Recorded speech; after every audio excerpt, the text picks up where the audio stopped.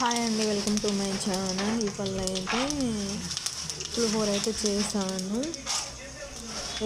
ఎలా చేశానో చూడండి. కొంచెం జీలకర్ర వేసి పల్లీలు, శనగపప్పు, కల్యమాకు వేసి మామూలు గోలించాలి.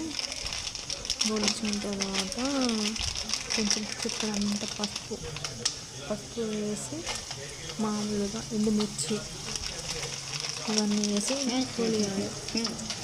కొంచెం మామూలుగా ఫ్రై కావాలి. ఫ్రై అయిన తర్వాత చింతపండు ఉంటుంది, మనం 5 minutes ముందు చింతపండు నానబెట్టుకోవాలి. నానబెట్టిన తర్వాత అందులో పోయాలి. పోసిన తర్వాత ఎసరు కావాలి.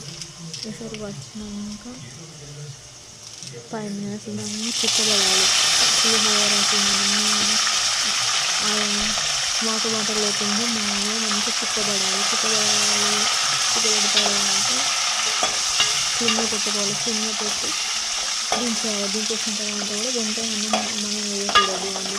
అన్నం కూడా వేడి అన్నం కూడా వేయకూడదు. చల్లారినాక ఇది మనం ఇప్పుడు చేసినాక ఫ్రై చేసినాం కదా, అది చల్లబడినాక అన్నం అందులో వేయాలి. చూడండి ఎలా వచ్చిందో, ఎంత బాగా వచ్చిందో. ఎక్కువ పసుపు లేకుండా మంచిగా నీట్గా వచ్చింది.